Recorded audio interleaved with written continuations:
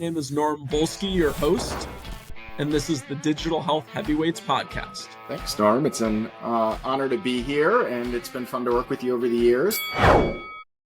Hello, and welcome to the Digital Health Heavyweights podcast with your host, Norm Volsky. And today we are thrilled to be joined by Sherry Rais, who is co-founder and CEO of Enthea. Sherry, welcome to the podcast. Hi, Norm. Thanks for having me. I was just thinking, does this mean I'm a heavyweight? I'm kind of petite. You can't see it here. No, it's in name only, and it's definitely more like in theory than in reality. I'll take it. Yes, figuratively, healthcare heavyweights, not literally. For anyone who's met me, I'm about a little bit short of that, and about 150 pounds. So I'm not a heavyweight either myself. Sherry, we are really excited to have you on the podcast. For all of our viewers and listeners that are not as familiar with Sherry and Enthea as I am, Enthea believes in healing from within. Sherry has built an innovative mental health solution to support employees using cutting-edge ketamine-assisted therapy and Stelligate ganglion block, working with a national provider network of over 700 amazing clinicians to help reduce symptoms of PTSD, depression, and anxiety. Sherry previously helped dozens of startups, nonprofit organizations, academic and research institutions, and small businesses raise funds, operate according to their mission and values, and implement processes that enhance their overall efficiency. In addition, Sherry's consulted for over 10 years with the United Nations and the World Bank, implementing cash transfer programs at a national level in over 35 countries. Sherry holds a master's degree in public policy and management from the London School of Economics and a bachelor's degree in psychology and international development from McGill University in Canada. She's also completed the certificate in psychedelic therapies and research from CIIS in 2021. Sherry also is the executive director of the Boston Psychedelic Research Group and a senior advisor for CIIS. We're really excited to have you on the podcast and talk to us about all things psychedelic therapy and how that's really a cutting edge application within mental health. Thanks, Norm. I'm super excited to be here. I actually am a huge fan of your podcast, so this is a real delight. Absolutely. We're excited to have you. So you've had such a fascinating career. You've done a lot of different things. Tell us a bit about working with the United Nations and the World Bank before starting Enthea. Yeah, so my work with the UN and World Bank was, I would say, really an eye-opening experience. I worked on poverty reduction programs, cash transfers, like you said, in some of the world's poorest countries, places where access to even basic healthcare is a real challenge. And living and working in these environments, I think, gave me a real global perspective on mental health disparities. Globally, 1 in 8 people approximately live with a mental health disorder, I think, but in low-income countries, over 75% of people with a mental health condition doesn't receive any treatment. So just seeing all of the barriers to access, even larger barriers that we have here in the US or in Canada, really opened my eyes to a lot of these challenges. And then I also saw how mental health conditions lead to disability. This happens like in the US, it's the number one source of disability claims are mental health issues. Globally, it's also the leading cause of disability, costing the global economy a lot in productivity.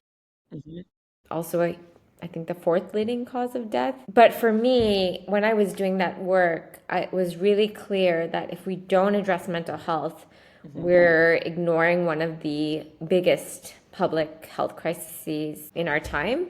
And so that experience led me to explore more innovative solutions, which brought me to the work I'm doing today.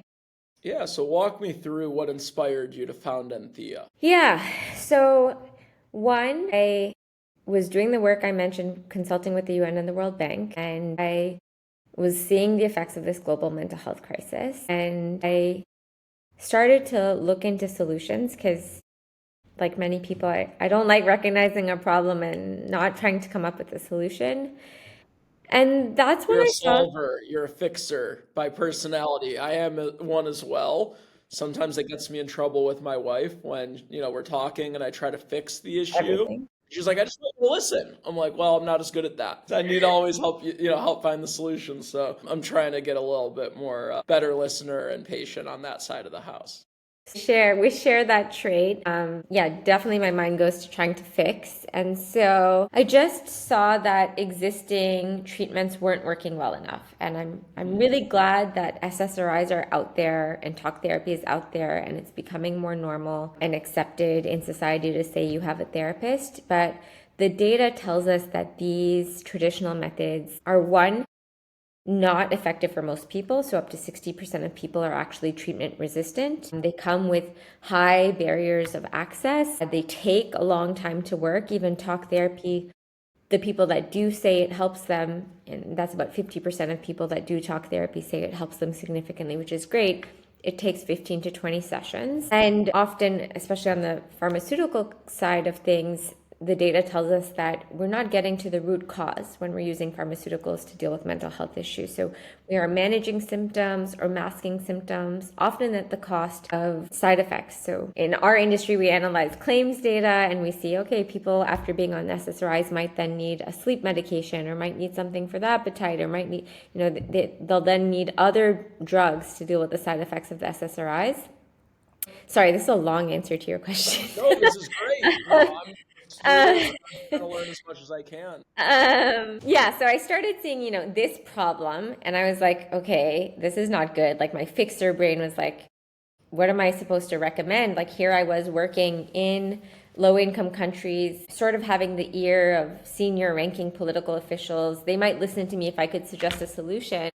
But all of the traditional methods I was looking at weren't solutions I could back. And then I saw that there are actually solutions that show a lot of promise, like psychedelic therapy, ketamine therapy, stellate ganglion block, even TMS, transcranial magnetic stimulation. But these solutions, even though in clinical trials, the efficacy rates are really strong, like 65 to 85% efficacy, seems to be like safer in the fact that, there's less side effects, seems to be that they get to the root cause, seems to be that you only require a few administrations. So there's all these things I was liking as I was, being a nerd and doing all this research. The problem I saw, which ultimately led to Enthea being founded, was that these treatments that I was finding carry a lot of stigma, don't have a lot of like education or awareness around them. Like even things that maybe aren't psychedelic, like stellate ganglion block or TMS. Most people don't know those acronyms, right? And so there's this lack of education, there's a lot of stigma. And then because they're not covered by traditional insurance, there are these huge cost and access issues where, taking it back to the US, I don't remember the exact statistic, but I think now it's like 55% of Americans can't afford $1,000 emergency expense. And so even if they wanted ketamine therapy, they got over the stigma, dishing out $5,000 or $6,000 out of pocket really isn't an option for most people. And so, yeah, Enthea exists to make life-changing mental health treatments affordable and accessible. Well, I admire what you're doing. I could only imagine like how much pushback, you've received over the years because not only do the psychedelic assisted therapies, have a stigma, so does mental health, like people seeking mental health care. So like when you create a business that is, in two areas where there's massive stigma, it just, does create challenges, but also opportunities. So what kind of employees can benefit from Enthea and the clinical services that you offer? Yeah, I would say, I guess the easy answer for me is all employees Okay. could potentially benefit in the sense could have at least access to this benefit. That doesn't mean everyone is a good fit for it. So then to answer your question on that secondary level, who's a good fit? One, I'm not a clinician and I don't claim to be a clinician. If a company decides to offer Enthea's benefits to its employees, those employees would then find a provider in our network and do an assessment to determine if they are a good fit. And you have a proprietary curated network of Yes. 700 plus clinicians. Yes. So And how now, many clinicians are qualified for these treatments? Like, do you have a pretty large percentage? of the addressable market? Yes, I should probably know that number, especially when talking to investors. So thanks for pointing that out. We can take that part out. That's cool. But I'm not, no, you're good. I don't know the number off by heart, but we do have a big size of both the SGB and the ketamine market.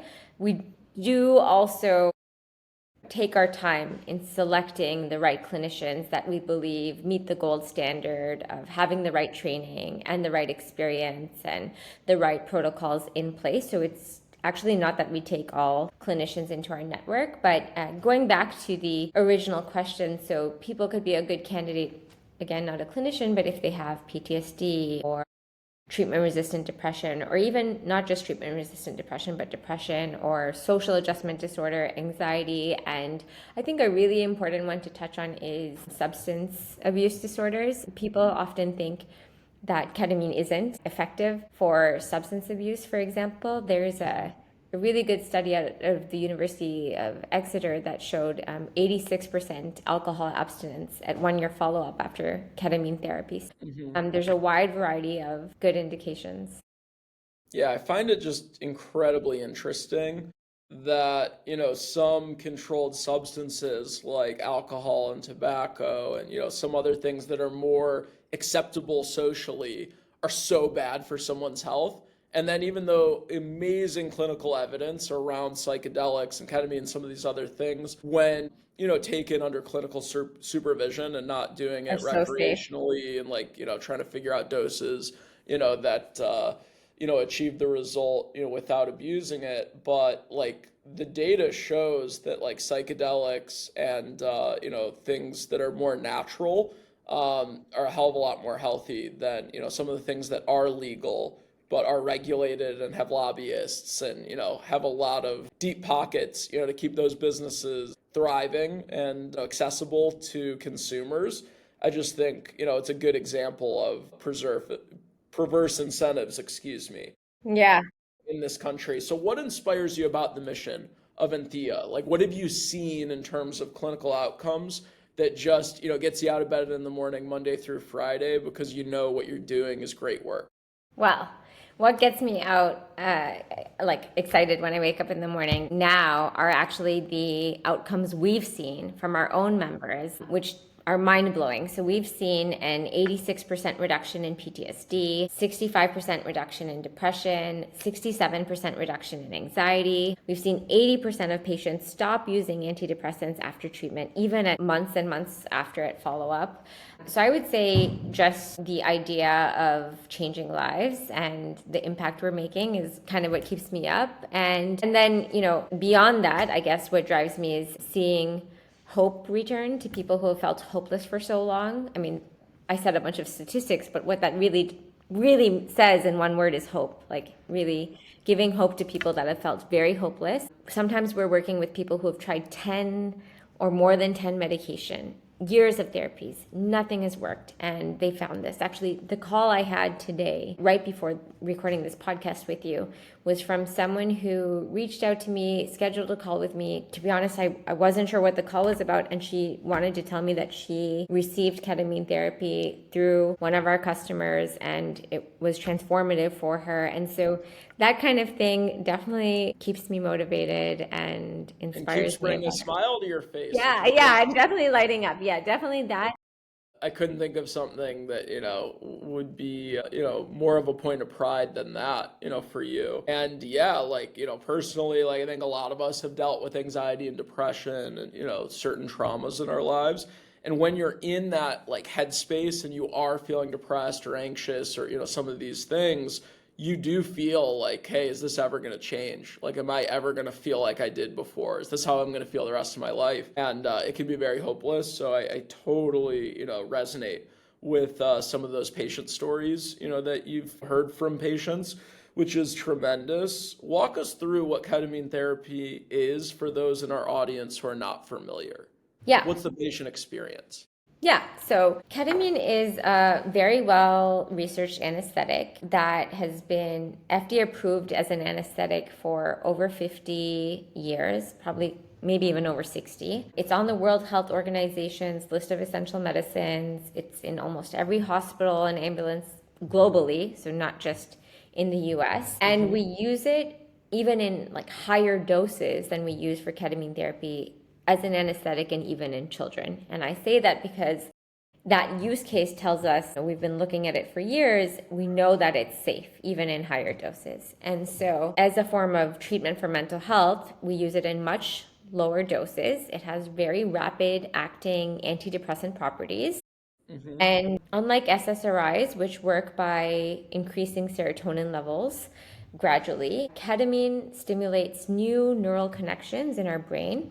It works on the NMDA receptor, not to get too technical. Yeah. But it essentially allows the brain to form these new connections, increases neuroplasticity, so we can allow the brain to break out of like old patterns of depression or anxiety or trauma. And I think you said like walk you through what that experience is like. Essentially, there's three, I would say, key phases of ketamine assisted therapy. The one in brackets phase is like the assessment. So I mentioned like making sure you're a good fit. You do a medical and psychological assessment, but let's assume that you are a good fit. You then do what's called preparation. So you meet with a therapist. You're not just hit me up with some ketamine and I'm going home. You actually meet with a therapist a few times to discuss your goals, your intentions, your background. Why are you even doing this? So the therapist has the right context. And then you have the dosing session or medicine session where the patient will receive ketamine. It can be administered in different ways. So it can be an IV drip, it can be intramuscular, so an injection, or sublingually or a lozenge. Okay. And the ketamine is administered, it lasts anywhere from 45 to 90 minutes. The experience can be deeply introspective. Depending on the person and the provider, during that medicine session, you may be wearing an eye mask, listening to a playlist, and just doing that inner work, in person in a clinic with a trained clinician there with you. Or in some cases, you may start off with the music and the eye mask, but you might, as a patient, want to start talking. So that's why it's nice that there's someone there. And then post medicine session, you do what's called integration. So you talk to a therapist again to unpack all of the insights and apply them to your everyday life. That step is very crucial. Again, I'm sorry, I'm talking a lot, but No, this is great. I think a lot of people watching this just have no idea like what psychedelic assisted therapy is, and like I want people to know this is clinically researched, clinically validated therapy that has clinical efficacy. Like this is not like Eastern medicine. Like this isn't just like a type of medicine that's done in other parts of the world and more of an ancient thing. It's, something that's yeah, clinically validated with today's technology. clinically validated and backed by major organizations and schools all over the country. But getting back one more thing on that patient experience, I'm going to just like double down on how crucial that integration piece is, because the ketamine clinic market is a huge market. There's now, I guess I do know the number. You asked me about how many clinics. There's now just over 1,000 ketamine clinics in the country, seeing massive growth. But a lot of times people are going and getting ketamine, and maybe because they have to pay out of pocket, they can't pay for the therapy after. So they're skipping that step. And we see and we know that step is very important. Anyways, just wanted to highlight that part. Okay, totally understand. So can you kind of walk people through what some of the side effects are of SSRIs and some of this like antidepressant, anti-anxiety medication? Because I think the viewers and listeners really would be helped to understand, hey, here are the dangers of going by traditional previous care plans for people dealing with these symptoms and why this is truly a better option for many people. Yes. Okay. So high level, antidepressants take, first of all, again, around 15 to 20% of people say that antidepressants work well for them, meaning a greater than 50% reduction in symptoms. The other 80% of people on antidepressants say it's doing something, like I'd rather take it than not take it, but it's not curing me. It's not, working well.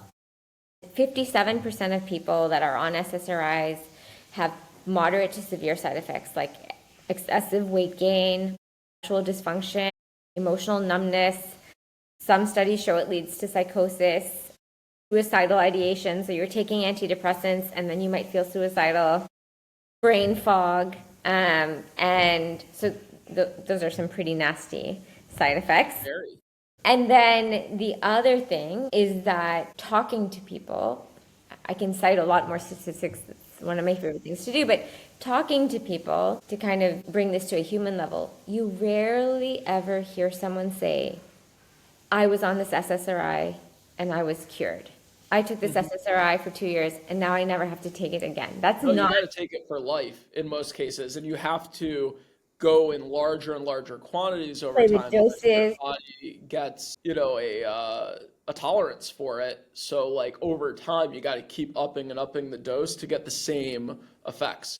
Yeah, and often people then have to change SSRIs, like you said, play with doses, increase doses, but then sometimes you do that and it's having more of the side effects.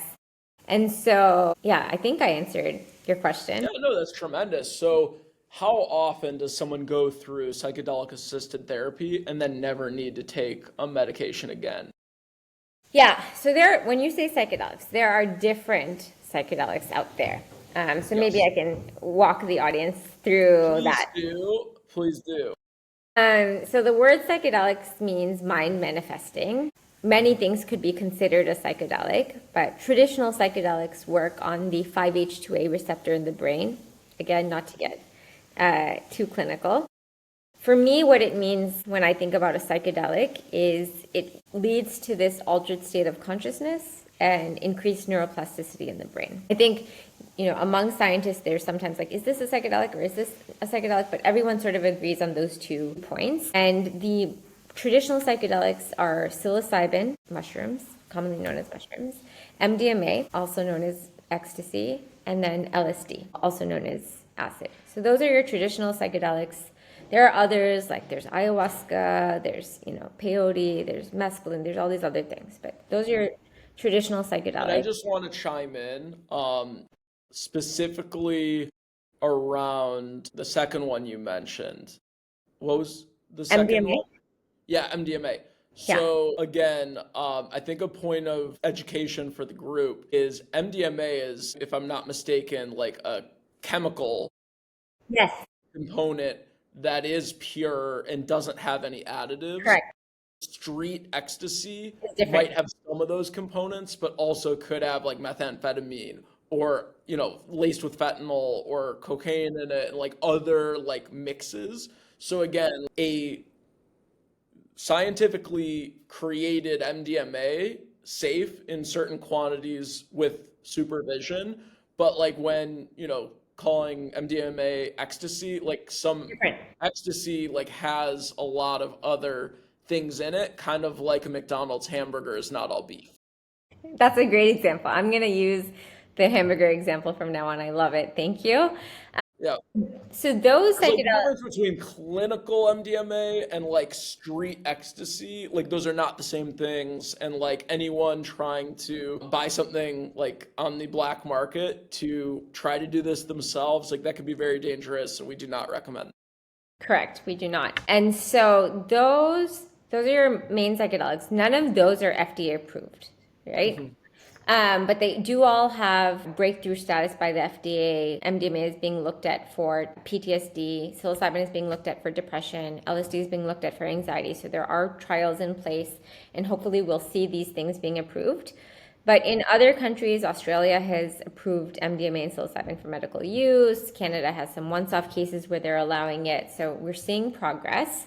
And then ketamine is, again, depends who you ask, a psychedelic-like substance. It has that effect of neuroplasticity. It has that altered state. It works on a different receptor in the brain.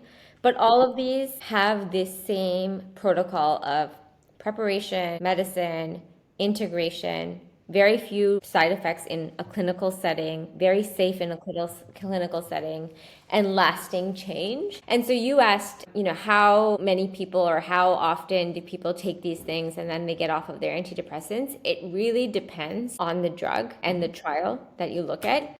And I'll go back to sort of, selfishly that at Enthea, we've seen with ketamine that 80% of people get off and stay off antidepressants. That's unbelievable. And if you see like rising PBM costs and like prescription costs for employers, if you're able to allow like a patient to get off, like especially if that employee stays at that employer, or if it's like a health plan sponsored benefit, like sometimes like you can have a health plan member, for decades, that will lower their long-term healthcare costs, not only in the prescriptions themselves, No, but but even also chronic ER visits, going to diabetes treatment, heart needing a conditions. lot of therapy, all of these things start to add up over time. So it's tremendous. Like not only that it's helping these people, but it's also, helping whoever covers their benefits. Definitely. Yeah. The multiplier effect is very real. Yep. This episode was brought to you by Direct Recruiter's digital health team. We've been lucky enough to scale organizations including Livongo, Hinge Health, Lyra, Verta, Progeny, and many other unicorn success stories. We work on anything from C-suite to director level placement within all types of digital health companies. We look forward to working with you in the future. Now back to our episode. Absolutely. I think there's always a stigma around like mind-altering drugs, and I think, again, I take personal offense at this because I personally am a huge Grateful Dead fan and I love the music more than anything in this entire world. And I think like the general stigma is like what a bunch of like hippies that just like getting high and like they don't even care about the music, they don't even like the music. Like it's all about like that experience and anyways, there's a stigma there. But I guess my question is because there's a stigma around psychedelics, can you explain how the process of taking a mind-altering substance can help with someone's mental health journey? And like, what does being in that state allow the patients to experience that improves their long-term clinical outcome? Yeah, I can. Because this is not about people getting high. Like, that's not the goal. It's like because they're in that state, it makes them more able to, I think, feel certain things or think in a certain way that allows them to like get to the root cause and issue. But I'll leave it to the expert for you to explain it. Thank you. First, I'll admit, I guess this is me like coming out that I'm not a Grateful Dead fan. I'm sorry to all the That's psychedelics. okay. Hey, music, there's two types. You like it or you don't like it. And it's a personal decision and personal opinion. And, as long as you do enjoy some form of music, you share a bond with everyone else. Definitely. But yeah, explaining how it works and how it leads to this. And I think I'm also going to talk a little bit about the stigma because you brought up a good point around the stigma and the biases people have. So how this works and leads to this kind of lasting change. Let me give you an example, maybe a kind of basic example, but I think it'll get the point across. So let's say I have severe social anxiety. I get really nervous in social settings. And every time I'm in social settings, I'm worried I'm going to trip, I'm going to embarrass myself, people are going to notice my hair is frizzy today, which I was worried about before coming on this podcast. It looks great. And let's say I'm in a social setting and I actually do trip. I might ruminate on tripping for weeks to follow. We're right? talking about falling, tripping, not Sorry. tripping. Okay. Sorry. Wrong. Again, because the content, just got to confirm. Yes, I stumble. You stumble. I Yes. stumble at a party and I am ruminating and thinking about how I stumbled at that party for weeks on end. And I'm really, in this negative feedback loop of like, how could I do that? I'm never going to be cool. Everyone saw me stumble, et cetera, et Yeah. cetera. And so when I am in this altered state and there's all these neural connections that are forming and firing in a way that, using brain scans we don't see on antidepressants. We don't see after talk therapy. We sometimes see something similar in monks, and we sometimes see something similar in the brain after holotropic breath work, but it's very hard to get into the state where all the neurons are firing. And so I'm in this altered state, and I'm then able to revisit that memory of stumbling at the party. And, I'm in a clinic, so I'm in a very safe setting. I'm not at home reliving it and then, going down a more negative feedback loop, right, of stumbling over and over and over, which some people might say is like a bad trip. No pun, no pun intended. I have the therapist there with me. I have a clinician beside me, and we've talked about my goals in that preparation setting. So this is not some blind altered state thing. We've already talked about what I'm here to focus on. I'm focused on my social anxiety. I can't get over this stumble I had. And now I'm revisiting it. The therapist is there, and I'm able to relive that memory and then realize, my goodness, it's not that big of a deal. No one really paid attention, and no one will remember. And I'm okay, and I'm enough. And, I don't need to impress everyone or worry that my hair is frizzy. And so this is a very, basic example, but imagine doing that, but also it could be an example that resonates because some people have that social anxiety. And imagine being able to relive, a sexual assault or a really traumatic experience if you were in combat, or a really traumatic family experience. So you can relive those experiences and rewire your brain to think about it, not forget it, not pretend it didn't happen, but think about it in a different way. Confront it as opposed to just pushing it down and Exactly. suppressing it. So again, let's riff off this a little bit because, again, I haven't done the research. You are the expert. But, just from my own perspective, how many of us as listeners and viewers have had friends or family members where it's so obvious to us, like, why they're struggling with something? And it's easy for us to see, oh, they're having a really hard time dealing with this because they had a really rocky relationship with one of their parents growing up, or they went through a really bad breakup or divorce, or they had a death in their family, or to a close friend or a spouse, or they had a really horrible experience in combat, like serving for the military or whatever, right? And you're like, it's so obvious to me that they're struggling with this situation because something deeper, something suppressed, something that's so obvious to everyone else, but for them, they just have this mental block where they can't see clearly.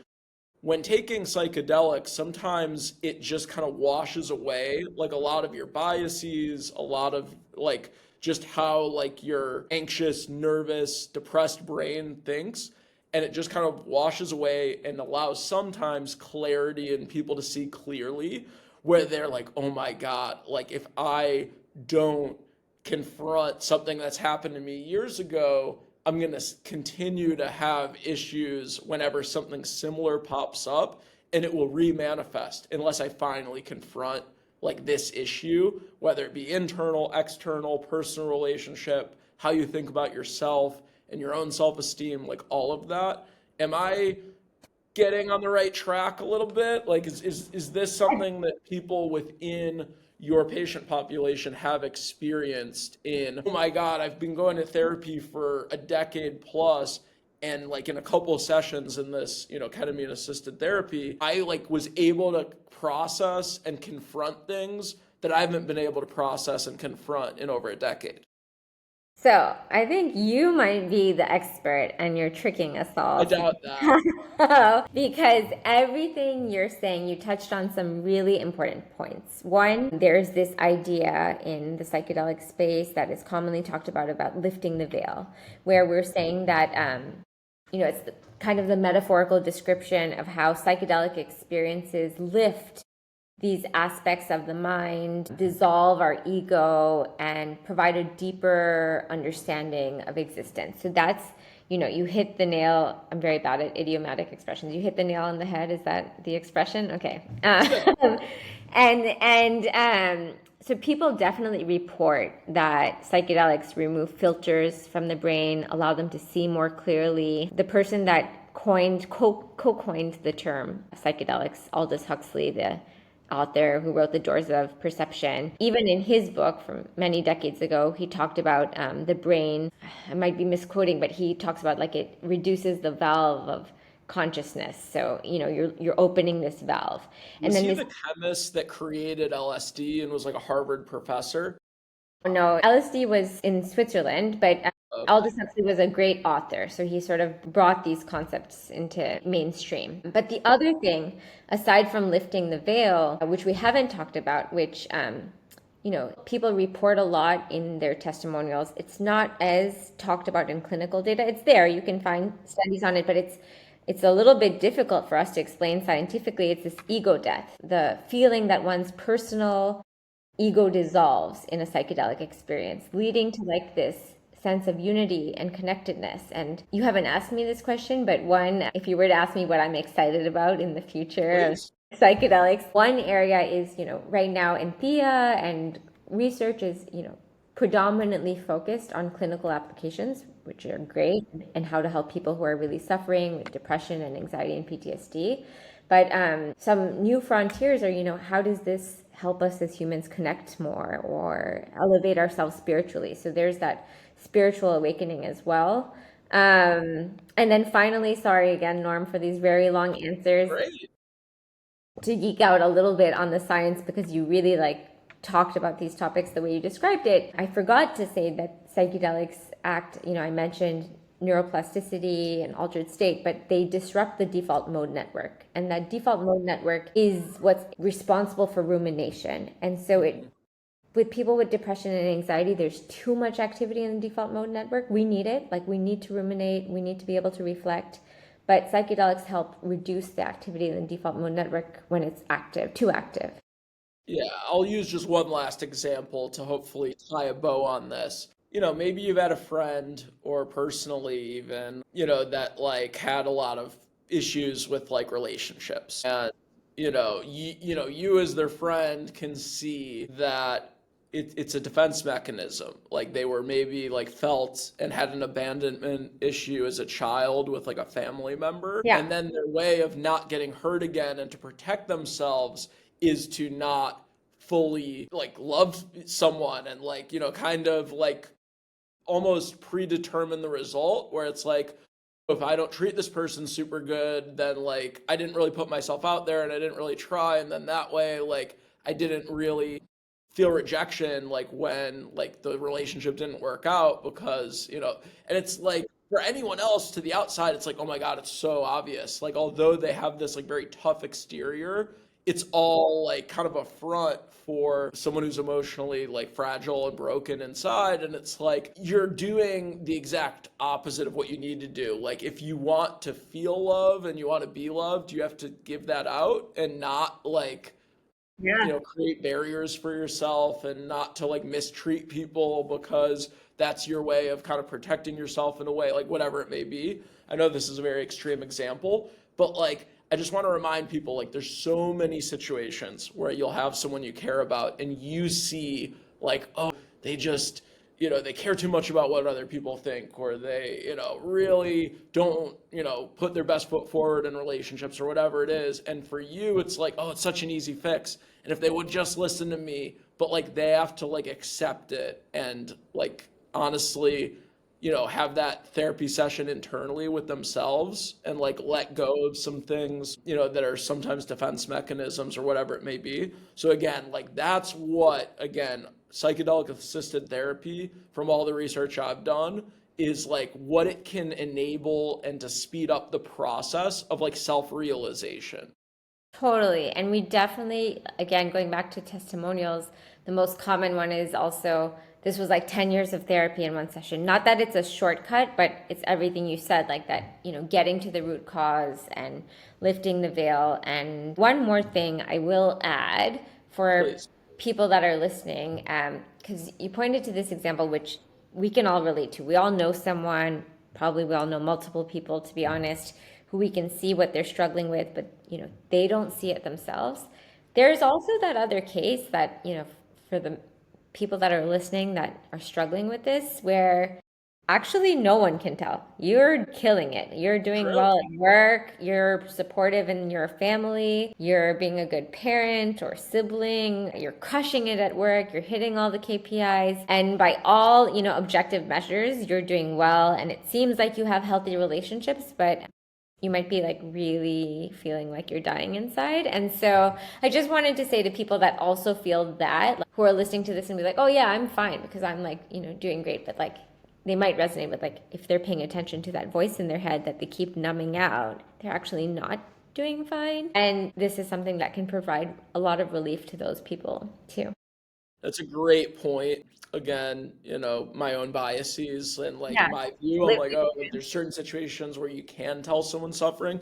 There's so many times when like you don't know someone's suffering that you care about and love. And, it's important that people, are able to identify it within themselves to seek out help. As CEO, how do you see the role of employers in supporting employee mental health through emerging therapies like ketamine? And why is it crucial, in your opinion, for companies to invest in this type of wellness benefit when, as you know, there are hundreds, if not thousands, of options of which benefits, to pick? Yeah. We could talk about this one all day, but the more simple and easy answer is one, the way healthcare works, at least in America, is most people get their benefits through their employer. Wish we could change that, but that's not it's not that's something I can do. So employers do have this responsibility. Since most people are getting their benefits through their employer, there is this responsibility from the employer to seek out what's going to work best for their employees. Two, I don't feel like my job has gotten a lot of easier recently. Not to say everything's perfect. Still a founder of a startup, but we're getting more and more customers and more employers sign up with us at unprecedented rates. This month we've Any seen. that you're able to share by name? You know what? What I can share is we've been working, the names won't mean anything to the audience because it's unions. And if you know how union names Yeah. work, but it's a lot of unions. We focused a lot on blue collar workers, manufacturing and construction industries, building trades. Going back to like founding story for me, my sort of overarching mission is to reduce suffering, and I looked at which people are suffering the most, and construction industry has the highest rate of suicide, highest rate of addiction, so we really focused on those industries. But the question about employers, going back, really good question. Our job has gotten easier because employers are seeing, like, when you say, why should they even look at this? Why should they consider this? Well, if they don't, they're going to continue with this problem that they have where 6 out of 10 employers have invested in a mental health solution since COVID, a new one. Kudos to them for doing that. I'm really happy Awesome. that they're prioritizing it. That's great. And yet, most employees are saying they're still unhappy with their mental health benefits. So employers have done the great job of investing in something. They're probably paying PPM for it. They're probably not seeing utilization. They're probably not seeing a change in outcomes. If they invested the solution in 2021 or 2022 because of COVID, and then they analyzed their claims data for 2023 and 2024, they're probably seeing the costs are rising and not decreasing. And so my case is kind of made just by looking at the data of you're investing in things that are not moving the needle. So how about investing in something that actually does move the needle, gets the root cause, and then And in that turn, people are participating in. Like, can you yeah. talk about engagement rates and like how people are voluntarily like choosing these benefits and seeking them out?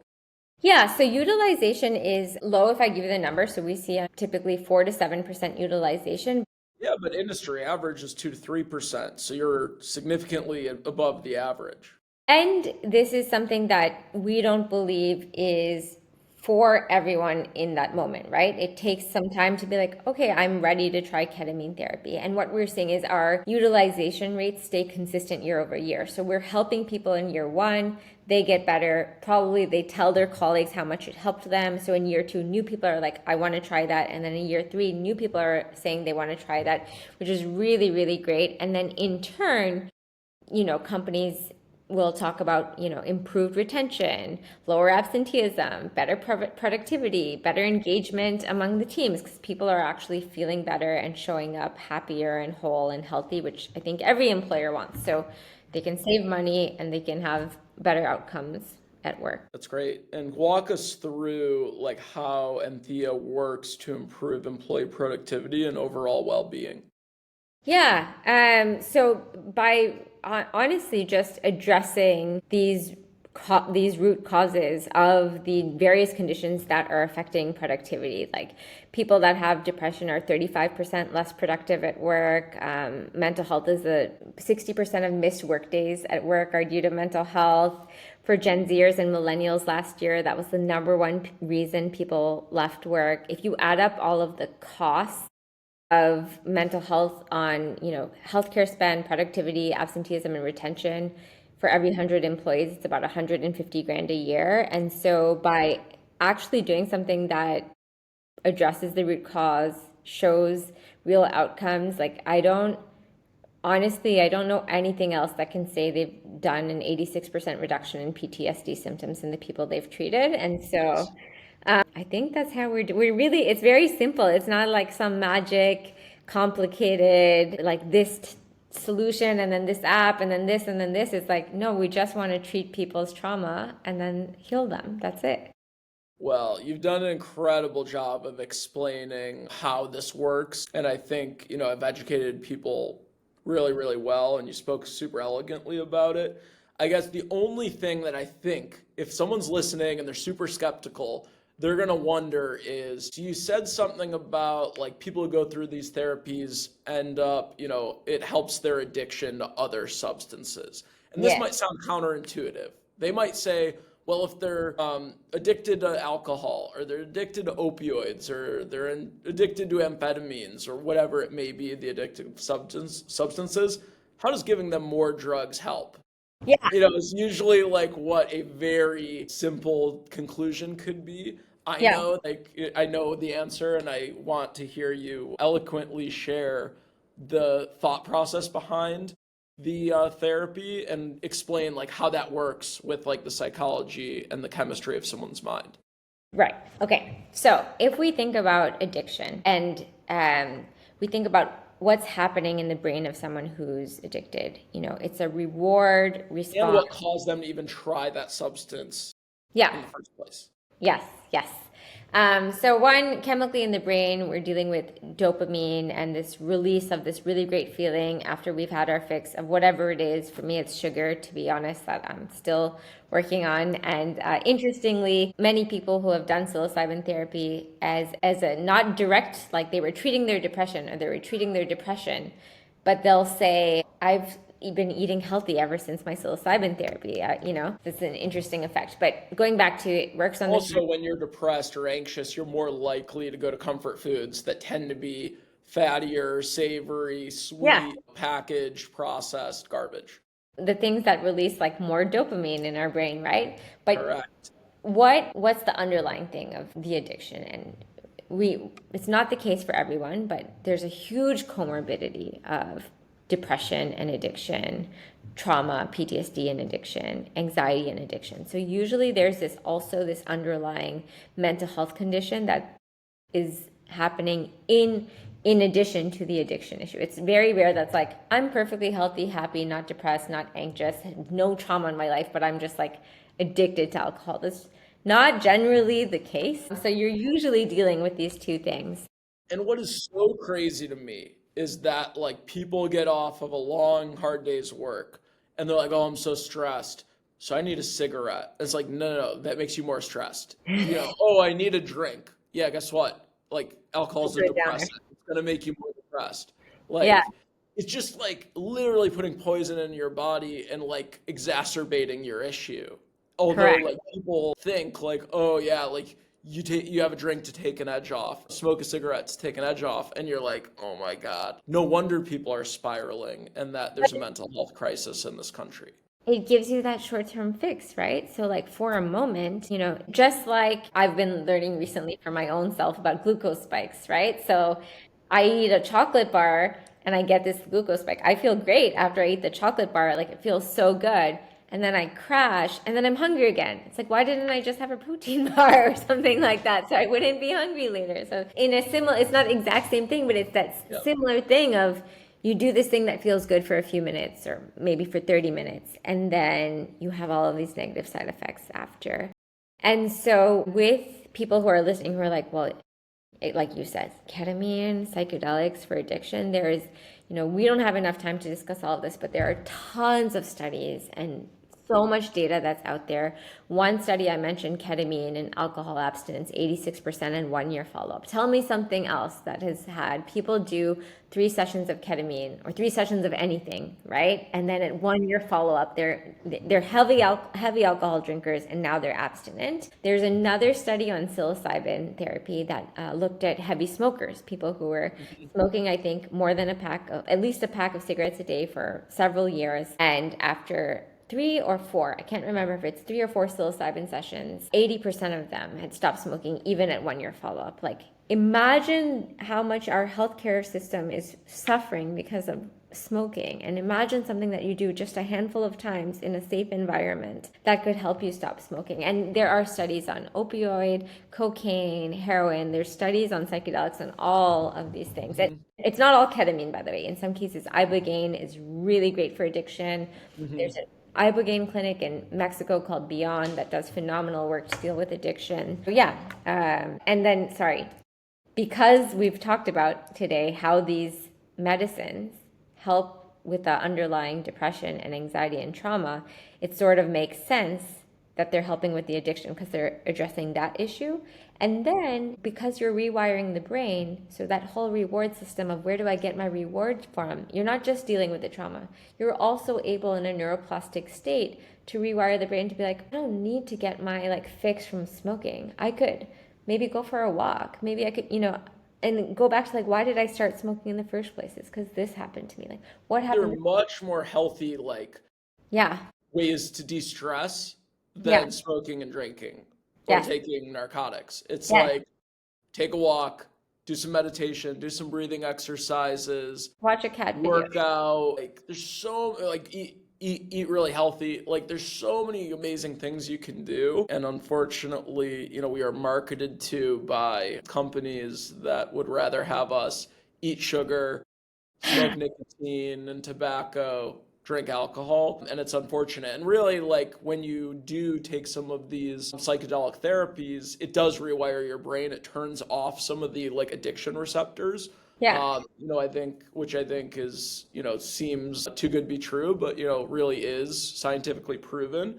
And I just want to remind anyone listening and viewing that there's also clinical studies that prove that psychedelics are non-addictive, Yeah. whatsoever. So all these addictive substances, why does using psychedelics potentially help? It's because it's not addictive, and it's not oh, we're gonna use this crutch as something that can help them get off this other thing. It's within days, weeks, you're off everything. I have to say one more thing. Please. Sorry about that. People often think they don't understand, isn't this addictive? Isn't it fun? You're getting high. Especially when you think about how we talked about ecstasy, right? I've taken I'm not saying me, I'm saying people will be I took ecstasy at a party. That's not going to work for my addiction issue. It's such a fun experience, right? But when you are doing it in a clinical setting with obviously the right substance, so we talked about the chemical properties of pure MDMA with the therapist, this is not a fun experience that you would want to repeat. So not only does it help treat addiction, like you said, these substances, psychedelics are not addictive, because this experience is not something where you're oh, I want to do that every Saturday. It is tough to do that inner work. I'm sure it's great. emotionally draining and Yeah. really tough emotionally, but Yeah. you're hitting the hard-hitting issues that have held you back from a happy, fulfilled life, for sometimes months, years, even decades. Yes. So super helpful. So I'll ask you this. What are your favorite ways to reduce stress and exercise, naturally? Yes. Because obviously you're a big proponent of that. Reduce stress and exercise. I love running. I run every day. I don't love strength training, but it's good for you, so I force myself to do it. I talk to people I love every day, and I have a cat that I pet that's been making a lot of noise during this podcast. Yeah, But I think the cat might have like reached a paw over. I think I yeah, saw some cameo earlier, but yeah, I ignored it. But always good to have an extra guest. And then obviously what we put into our bodies is extremely impactful on our health. Any favorite recipes, that you make at home, or things that you even just like cobble together for quick meals that might inspire someone to try something new? so I'm still a founder that has a lot of goals to, help millions of people. So not a lot of time in the moment for cooking. My favorite recipes are all the healthy ones that appear on my YouTube shorts. I'm always like, I'm gonna make that, and then I don't. But those are my favorite Okay. hypothetical recipes. The boringest thing I can say is oatmeal with protein powder in it because it's very easy to make. That's good. Yeah. Yeah, it's healthy. Well, send me any of those YouTube shorts. Maybe we'll use it for our Healthy Headhunters video series. And again, Sherry, thank you so much for joining us on the Digital Health Heavyweights. What you and Enthea are doing for people suffering is just, fantastic. And we just can't wait to hear about all the people you're able to help over the coming years. And, we'll be monitoring and rooting you on from afar. Congrats on your success and keep doing what you're doing. Thanks, Norm. Thank you so much. Thank you for joining. Please like, comment, and subscribe below if you enjoyed it.